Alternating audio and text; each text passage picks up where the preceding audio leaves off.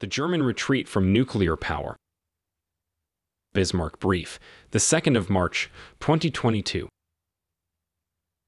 Germany's economic priorities are torn between industrial growth and energy degrowth. As its last nuclear plants are shut down, the choice is between relying on fossil fuels or closing factories.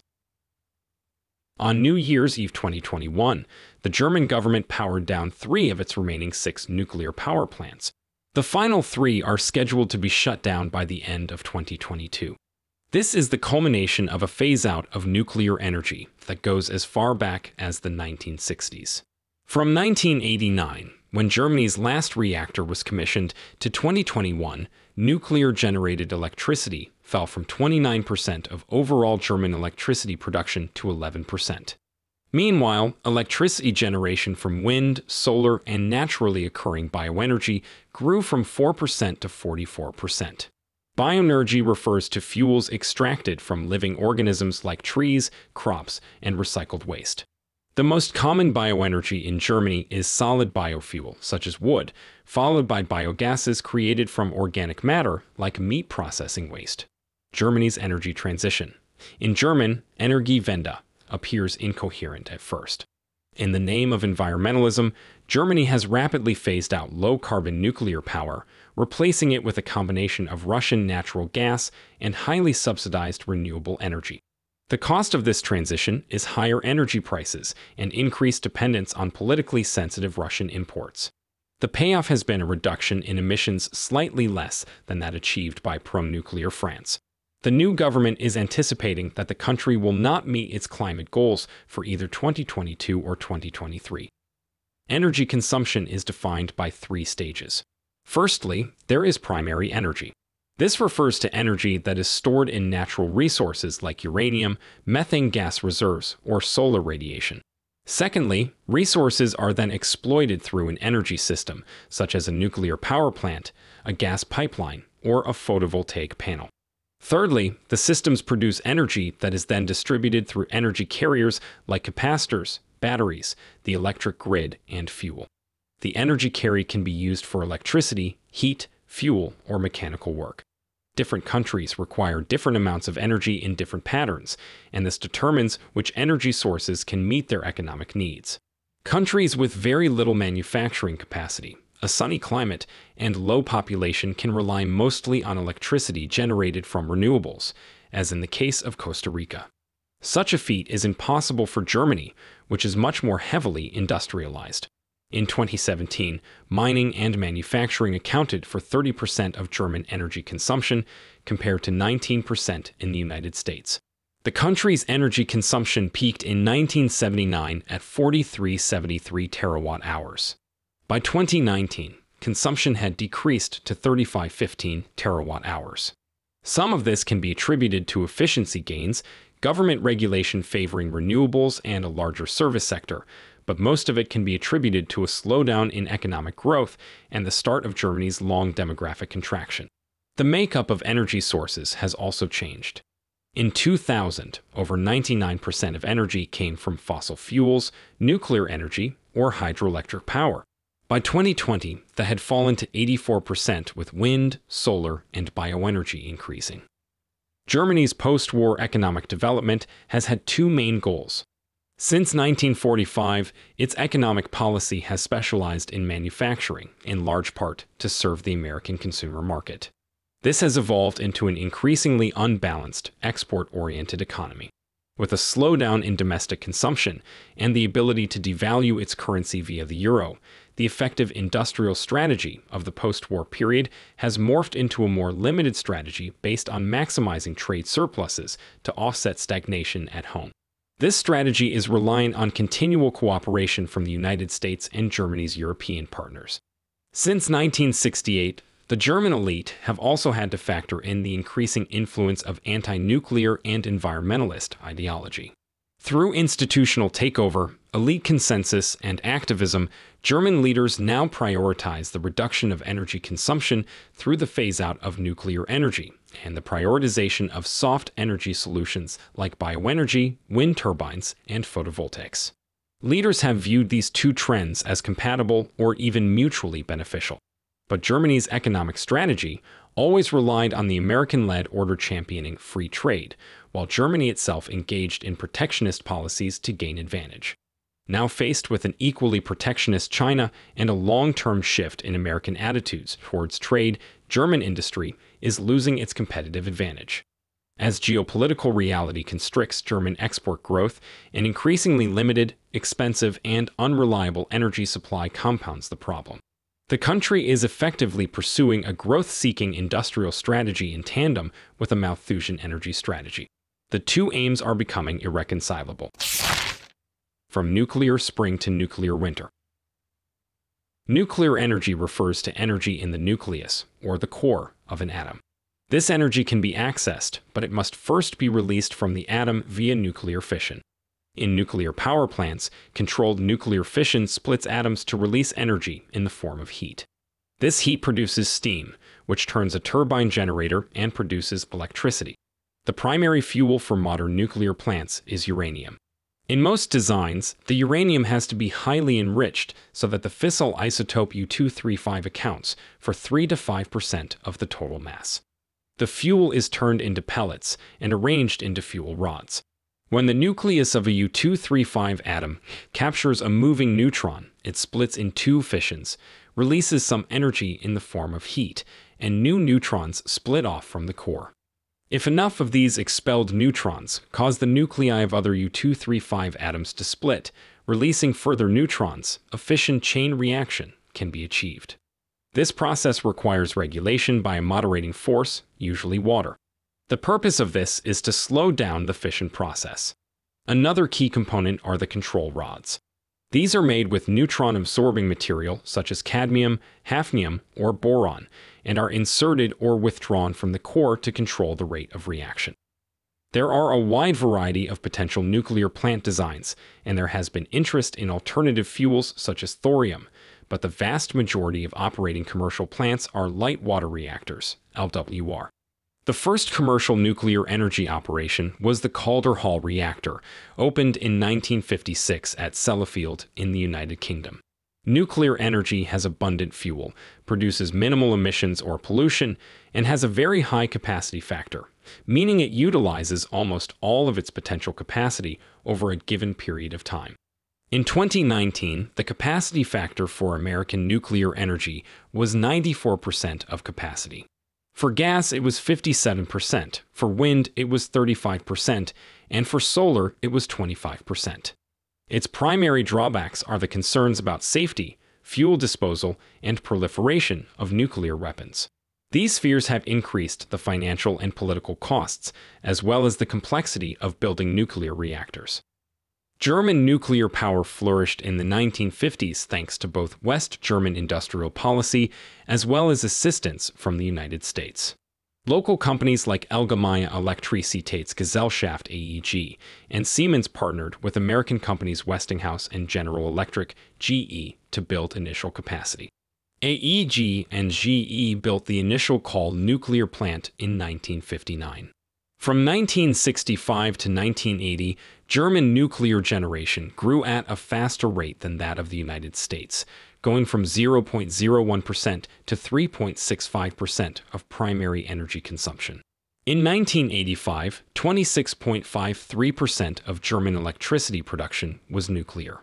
Though Germany never exceeded the nuclear deployments of neighboring France, it nevertheless relied on nuclear power for electricity more than the United States or Britain from 1985 until 2011. Siemens and AEG quickly consolidated their efforts into the Corporation Kraftwerk Union, KWU, in 1969. Siemens eventually became the major shareholder and KWU became the key industrial group responsible for Germany's nuclear efforts. The vast majority of German reactors were second-generation light water reactors, LWR, of American design. Germany itself would develop prototypes for third and fourth generation experimental reactors. This included the 15-megawatt MBO pebble bed high-temperature reactor, AVOR, a very high-temperature reactor which was commissioned in 1969 and shut down in 1988. Another example was the Thur 300, which only operated from 1985 to 1987. Ultimately perceived as great failures, these experimental reactor designs are now being improved upon by China. A 210-megawatt HTRPM reactor, opened in Shandong Province in September 2021, is essentially a scaled-up version of the AVR's fundamental technology. Germany was not merely a consumer of first- and second-generation light water reactor technology, but an active contributor to the fourth-generation nuclear fission technologies that are still being developed. As an economy reliant on high-value exports, the West German government of Helmut Schmidt, who served as chancellor from 1974 to 1982, treated nuclear plants like any other high-value commodity, and as demand at home was met with increasing opposition, it became ever more ambitious in its foreign deployments. German firms increased their share of nuclear plant construction projects in the non-communist world from 7.5% in 1969 to 20% in 1979. KWU signed a deal to build 8 reactors in Brazil in 1977. There were also attempts to export uranium enrichment and reprocessing services to Brazil, Iran, and Argentina. This raised concerns from non-proliferation experts, particularly from the US. KWU was known for providing additional consulting and training services, making it the most desirable nuclear partner for developing states. Alongside KWU, companies like Linde and ThyssenKrupp Uhde offered construction services. Another company, Borsig, attempted a deal to build heavy water reactors with India, but this was quashed due to proliferation concerns. Nuclear export policy was influenced by various other companies and agencies, notably Hoechst for fuel cycle, Dresdner Bank for capital, RWE AG as utility provider, and the German Federal Ministry of Research and Technology and the Ministry of the Economy. Ultimately, this thriving export market was curtailed by the U.S. Ford and Carter administrations from 1974 to 1981. The U.S. was concerned about nuclear proliferation following India's detonation of a nuclear weapon in 1974, but also saw Germany's sector increasingly competing with their own nuclear export market. The German Schmidt government was less cooperative than the French government in allaying these concerns, in part because anti-nuclear sentiment at home made the German nuclear industry increasingly reliant on exports. Export-led growth in nuclear power became effectively impossible in 1991, after revelations about German nuclear exports to Iraqi dictator Saddam Hussein's weapons program caused international outrage. Despite this, Germany continues to be the world's second-largest exporter for both enriched and depleted uranium. Total German uranium exports were worth 520 million euros in 2020. Much of this is depleted waste sent to re-enrichment facilities in Russia. This industry, partially the last byproduct of the phase-out, has faced increased scrutiny. This closing up of export opportunities happened at the same time as Germany's domestic market for nuclear plants dried up. From the Chernobyl disaster in 1986 onwards, public opinion turned against nuclear power. From 1990 to 1991, 6 reactors with 3.3 gigawatt capacity were canceled before they could be constructed. The Atomic Energy Act of 2002, coupled with the 2000 Energy Act and the prioritization of wind and solar power, made building more plants impossible. Upon inauguration as Chancellor in 2005, Angela Merkel wanted to slow down the phase-out, but this was reversed after the Fukushima disaster in 2011, when an earthquake and tsunami off the coast of Japan caused the most severe nuclear accident since Chernobyl in 1986 at the Fukushima Daiichi nuclear plant.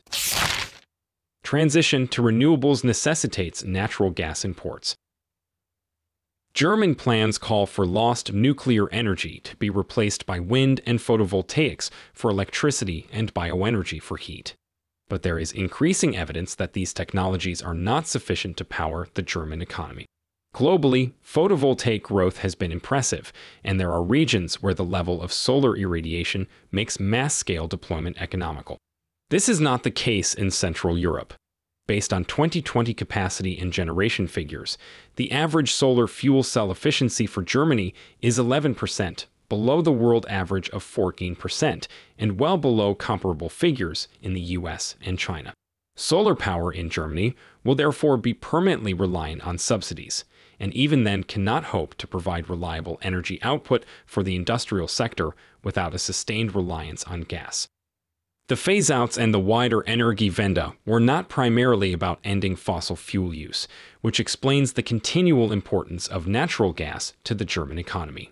While overall use has not expanded markedly, natural gas is currently critical for the industrial economy and especially for industrial heating. The Haber-Bosch process relies on natural gas to produce ammonia, which is vital for fertilizers and chemical products. Natural gas is a vital fuel used in process manufacturing for goods like steel.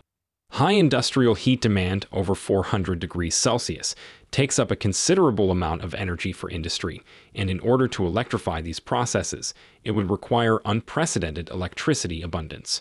Though promoters of the phase-out note renewable shares in Germany's electricity generation, fossil fuel consumption of German manufacturing has been remarkably stable, with natural gas producing 20% of all energy in this critical sector in 2020. From 2015 to 2020, manufacturing consumption of energy from renewable electricity sources only grew from 3.2% to 4.1%. Even coal represented 15.6% of energy consumption in manufacturing for the same year. Natural gas is also critical because it provides the baseline demand that stabilizes the intermittent nature of renewable electricity. Wind and solar cannot reliably produce the same amount of electricity 24 hours a day, but vary according to natural factors such as wind strength or cloud cover. It is very easy to kickstart a gas plant relative to a nuclear or coal plant, meaning that gas and variable renewables are natural complements. This is noted by the United Nations, as well as by promoters of the natural gas industry. This relationship is only likely to strengthen as gas is pitched as a key component in the production of hydrogen, a largely prospective storage technique that has yet to be commercialized. In 2020, 55% of Germany's natural gas imports came from Russia, totaling 56.3 billion cubic meters (BCM). That is a major increase from the 35% share in 2016. In 2020, the whole of Europe imported 57% of its non-European gas from Russia. This reliance has been growing as Europe's internal sources of natural gas, namely the Netherlands, Norway, and the United Kingdom, have collectively decreased their production from 238 BCM in 2010 to 171 BCM in 2020, down 29%. Due to exhausting supplies. While the UK has untapped shale gas reserves, the British government implemented a moratorium on fracking in 2019. Both German and wider European demand for gas have been stable throughout the decade. Between 2009 and 2019, Germany's demand rose 0.5%, while Europe's dropped 0.4%. Demand for natural gas is likely to remain steady or increase as the rollout of renewables, if anything, cements gas as an essential resource. This was the logic behind the laying down of the Nord Stream 2 pipeline. Nord Stream is a $20 billion initiative headed by Gazprom, Russia's premier state-owned energy corporation and gas producer. The original Nord Stream 1, with 2 pipelines, transports up to 55 BCM of Russian gas per year from Viborg to Lubmin in Germany's Mecklenburg-Vorpommern region. Nord Stream 2 adds another 2 pipelines and doubles total capacity to 110 BCM annually. The project is owned by German company Nord Stream, which is in turn owned by Gazprom. It is a lucrative project for European companies, with Italian oilfield contractor Saipem laying down the pipes. Importantly, Nord Stream provides Germany with direct access to Russian gas, rather than through onshore pipelines that go through transit countries like Ukraine and Poland. This would allow Russia to limit gas supplies to these countries while maintaining supply to Germany and Western Europe. Besides further reliance on Russia, Germany's options for securing natural gas are limited. It could fund costly pipeline infrastructure with distant Algeria, hope for friendly neighbors like the UK to begin fracking, or use liquefied natural gas, LNG, imports supplied by seaborne tankers. The main LNG suppliers to Europe in 2020 were Qatar, Algeria, Nigeria, Russia, and, increasingly, the United States. In 2020, 42% of American LNG exports, 25.6 BCM, went to Europe. Though imports of LNG are increasing, the relative cost efficiency of pipeline transportation makes continual Russian imports more economical. In early 2022, German developers delayed the construction of an LNG terminal at Brunsbüttel near Hamburg. A major issue for LNG development is that gas demand in Germany and Europe is not expected to grow significantly in the long term, something that Russia has also implicitly recognized with plans to increase hydrocarbon integration with China. With limited opportunity for growth, the economic and structural advantages of existing pipeline infrastructure strongly counter the geopolitical value of potential LNG infrastructure. The recent Russian invasion of Ukraine has led to an apparent reversal of Germany's gas strategy and the freezing of Nord Stream 2 certification, but such reliance also increased after the 2014 invasion of Crimea. Altering this strategy now will take years and cost tens of billions that could have been deployed elsewhere. In the wake of Russia's invasion, Germany's government raised the possibility of delaying its nuclear phase-out, but only to downplay the viability of doing so. German economic elites accept the nuclear phase-out. Dependence on Russian gas has led to questions about the ability of the German government to meet its obligations as a member of the European Union, EU, and North Atlantic Treaty Organization, NATO. In some cases, politicians are actively accused of being compromised. Former Social Democratic Chancellor Gerhard Schröder, alongside the Green Party, legislated for the nuclear phase-out in 2002. He has become a controversial figure due to his close association with Russian President Vladimir Putin and the energy arms of the Russian state, including Gazprom and Rosneft. He was chairman of the Nord Stream initiative as early as 2005 and is expected to replace the former president of Kazakhstan on the board of Gazprom. Schröder is one of a number of influential German elites who leverage connections with Russian industry. The businessman Klaus Mangold is also a close associate of the Putin government. Ironically, he has been credited with facilitating talks between Hungarian Prime Minister Viktor Orban and Russian state-controlled nuclear company Rosatom. Critics of Schröder accuse him of working on behalf of autocrats, but his outlook aligns with the transactional and export-oriented economic strategy Germany has pursued since 1945. From the environmentalist perspective, there is also an irony that the chancellor who enacted the nuclear phase-out has enriched himself through growing the Russian hydrocarbon economy. But from Schröder's perspective, an energy transition away from nuclear power is compatible with greater natural gas dependency from Russia. Nuclear phase-out is not a component of the Energiewende. It is the main target, and questions of fossil fuel use and energy security are secondary. This is due to the interests of the two key constituencies responsible for energy policy. For environmentalists, any resultant increase in imports due to the nuclear phase-out inevitably means more subsidies for renewables. But this also comes with the permission of Germany's business community. Wider German industry generally accepted the nuclear phase-out. Chancellor Schröder campaigned on closing all plants in 1998 and eventually reached a deal with four main energy companies in 2000 while partnering with leading Green Party politician Joschka Fischer. These companies, Vattenfall, RWE, E.ON, and EnBW, have contributed little to renewable energy growth, but ultimately could be negotiated with to accept a nuclear phase-out. When courting industry lobbies, the Schröder government found support from the German Engineering Association due to the influence of wind turbine manufacturers. From an industry perspective, subsidizing renewable energy and abandoning nuclear power can make sense because there is a far greater number of inputs like steel, cement, polysilicon, and other materials needed to get equivalent generation to that of nuclear plants. Meanwhile, prestigious institutes like Fraunhofer were leading the world in benchmarking photovoltaic solar cell efficiencies. Out of 503 benchmarks for photovoltaics from 1976 to 2021, 14%, were conducted in German institutions.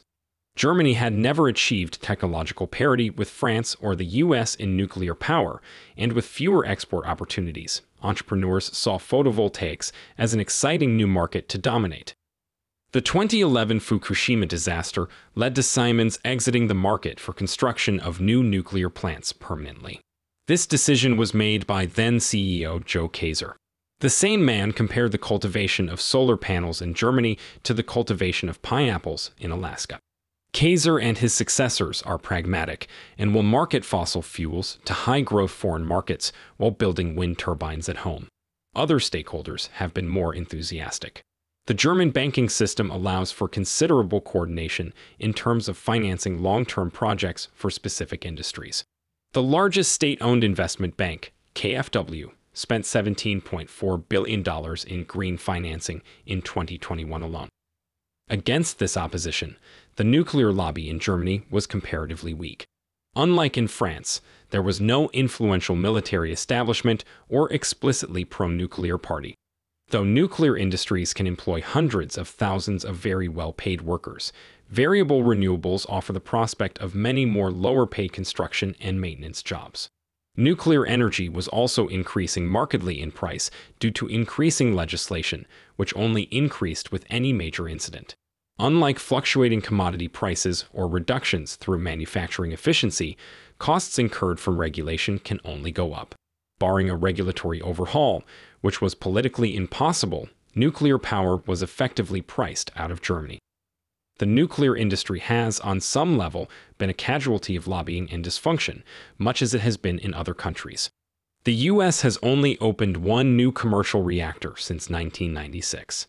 The UK's last reactor opening was in 1995, while for France, it was 2002. But only in Germany has the phase-out been comprehensive.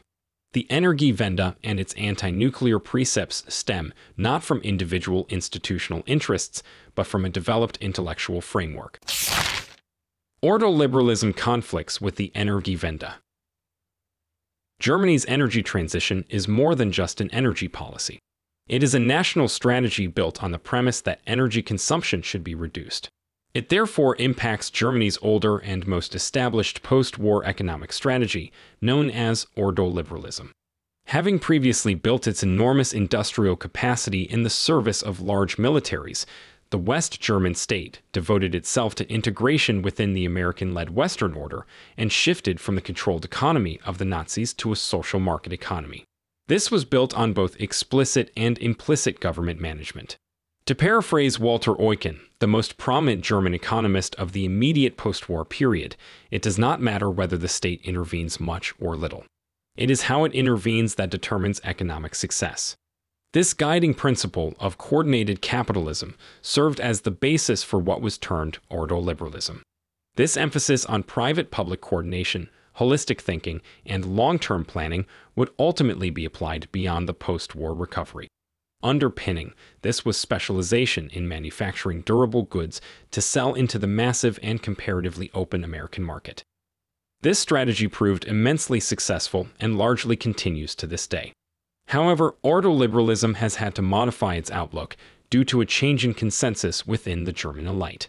During the latter half of the 20th century, many intellectuals shifted from a positive view of economic growth and instead oriented their aims towards finding an equilibrium between society and nature. David Brower, a prominent American conservationist, split from the Sierra Club in 1969 and set up the Friends of the Earth, FOE. The organization has since grown a network of national environmental subsidiaries across 73 countries. The international organization had a 2019 income of $2.8 million, but the German chapter has 450,000 members and a 2020 revenue of $46 million. For Brower, nuclear energy was much more of a problem than fossil fuels. FOE's first employee, Amory Lovins, would become one of the most influential proponents of the Energiewende. In his 1976 article, Energy Strategy, The Road Not Taken, published in Foreign Policy, Lovins contrasted hard energies like uranium and coal with soft energy like wind, bioenergy, and solar. The distinction was between centralized generation built on growth versus decentralized generation built on providing adequate but not excessive energy. Lovins effectively built a policy framework to accompany the wider critique of industrial society. Lovins' 1976 essay was a critique of 1970s American energy policy, which was built on abundance allowing for growing energy consumption and the minimization of fossil fuel imports. Lovins argued that growth and energy security were both unsustainable goals and proposed alternatives. The first was to do more with less, effectively producing similar levels of output with alternative, less negative technologies. The second was to have smaller energy outputs through a change in behaviors and lifestyles. There is almost no mainstream political party or organization in the contemporary developed world that does not fall somewhere within these two poles. Lovins would go on to be recognized as one of the critical intellectual fathers of the Energiewende and received the German Order of Merit in 2016. Growth through hard energy and efficiency are mutually exclusive. The pursuit of growth accrues infrastructure and demand that makes reductions in consumption challenging to justify. Likewise, the prioritization of efficiency will make capital-intensive and long-term investments seem increasingly economically irrational. By the same token, the phase-out and deprioritization of nuclear energy depletes the institutional capacity to ever build nuclear plants again. The intellectuals and decision-makers of the era thought nuclear-powered industrial society would be more dangerous both due to safety and proliferation concerns, but further would also lead to a markedly more centralized society. The term Energiewende was first coined in 1980 in a study by the German Institute of Applied Ecology. This institution's founding in 1977 required FOE as an essential partner. The institute is now aligned with the modern Green Party and is funded by the party's key foundation, the Heinrich Böll Foundation, HBF. The power of green politics in Germany. The anti-nuclear movement was supported from the beginning by prominent elites from both sides of the Atlantic engaging in institution building. The grassroots activism that would define anti-nuclear movements relied heavily on these elites, not just for intellectual arguments, but for status, financial support, media attention, and policymaking. The movement was disparate and wide-ranging until it became more uniform through the rise of the Green Party. The party formed in 1980 and quickly gained space within German politics, winning parliamentary representation in 1983, with opposition to the atom as the defining feature of their policy platform. The Greens served as a rallying point for the fractured movement and offered better organization. While representing activists in the legislature, they provided infrastructure and crucial logistical support, such as offices and copy machines and access to national media. They also coordinated court filings across Germany's distributed judicial system to hold up and oppose new plants. The most prominent Green Party member throughout the late 1980s and early 1990s was Joschka Fischer. As leader of the Green Party, Fischer would go on to be the vice-chancellor when it formed a coalition with Schroeder's Social Democratic Party, STIB, in 1998. Through this, Fischer secured subsidies for renewables and a phase-out of nuclear energy in 2002. While the Greens were the most avowed in their anti-nuclear demands, SDP members like Schroeder had lost all positive feelings for the industry as well. The phase-out became something mainstream parties would trade for taking portions of the Green vote. Any hope that Angela Merkel would reverse the phase-out was dashed with the Fukushima disaster. In March 2011, a major earthquake off Japan's east coast caused a tsunami that inundated the Fukushima Daiichi nuclear plant and broke the cooling systems. The fuel inside 3 reactors subsequently overheated and melted. This released highly flammable hydrogen gas, leading to major explosions that destroyed the plant. Despite the meltdown of 3 reactors, post-accident analyses verified that radiation from the accident did not cause a direct impact on human health. Merkel almost immediately accelerated the nuclear phase-out, believing that photovoltaics and wind would be sufficient and dismissing claims of greater dependence on Russian gas. Despite modern criticisms of Germany's energy transition, the matter has been decided decades ago. Ordoliberalism and the Energiewende are firmly entrenched at the institutional level. The policy consensus of German elites implicitly accepts the limits of growth and the necessity for material stagnation via a shift to soft energy techniques. But to the public, this undertaking is advertised as pro-growth and compatible with Germany's continued success as an industrial exporter. The trajectory of fossil fuel use in Germany has been in steady decline for decades. Annual carbon dioxide emissions fell from 1 billion metric tons in 1990 to 644 million in 2020. If the aim was to phase out nuclear power, decrease fossil fuels, and avoid economic collapse while maintaining public support, supporters would argue the Energiewende has been successful. But despite 510 billion euros in investment and subsidies, 77% of energy consumption was fossil fuel-based in 2020. Further, Germany, like other developed countries, offshored heavy, high-emitting manufacturing. As China's manufacturing output grew from $625 billion in 2004 to $3.85 trillion in 2020, so did its reliance on coal as a low-cost but carbon-intensive power source.